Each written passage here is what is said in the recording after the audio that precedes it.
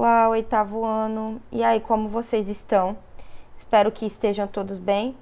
Na nossa aula de literatura, vocês vão ver uma escola literária que já não é desconhecida para vocês, porém eu estou trabalhando já, reforçando, revisando alguns assuntos, tá? Para poder complementar o assunto anterior, que foi o humanismo, vamos trabalhar o classicismo, tá? Ele foi um movimento cultural que fez parte do Renascimento europeu e perdurou entre os séculos XV e XVI. Como o nome já diz, a proposta do classicismo era o retorno das formas da antiga Grécia e Roma, tá? No Brasil, ele foi conhecido como quinhentismo. Lembram que quinhentismo foi o processo da chegada, né, do momento de colonização portuguesa, onde constavam, né, começaram as cartas, enfim, o processo de desenvolvimento da literatura brasileira. Na Idade Média, então, durou 10 séculos. O principal atributo da sociedade foi a religião.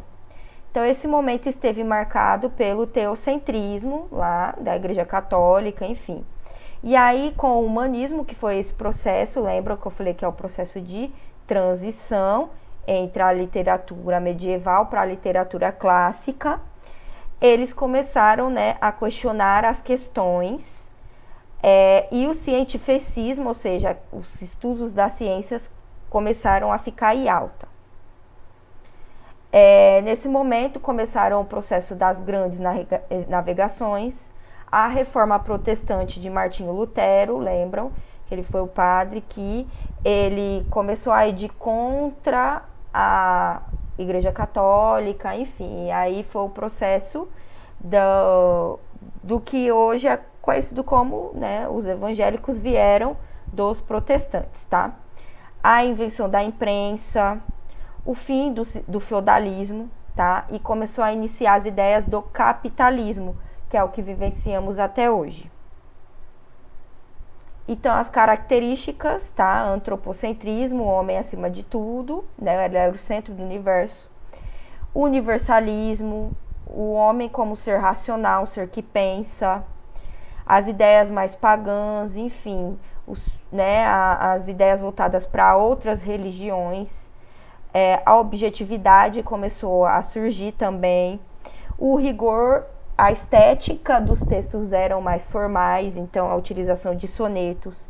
Os poemas não eram mais cantados, eles eram declamados, tá? A mitologia a mitologia romana, né? A mitologia grega e romana, tá? O ideal de beleza, aquela beleza excêntrica, aquela beleza acima de tudo. Nesse período, então, veio Leonardo da Vinci, foi o criador da Mona Lisa. Ele foi o primeiro prepulsor a desenhar, a trazer a ideia de como era a anatomia humana, tá? A questão dos nossos órgãos, né, internos. Ele começou a fazer esboços partindo do estudo de cadáveres, tá? Então, os principais autores foi Francisco Sá de Miranda. Ele foi um cronista, tá? Ele escrevia sobre o processo das grandes navegações, enfim.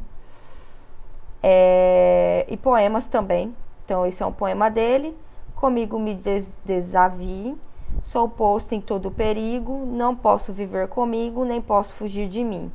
Com dor da gente fuja, antes que esta se crescesse, agora já fugiria.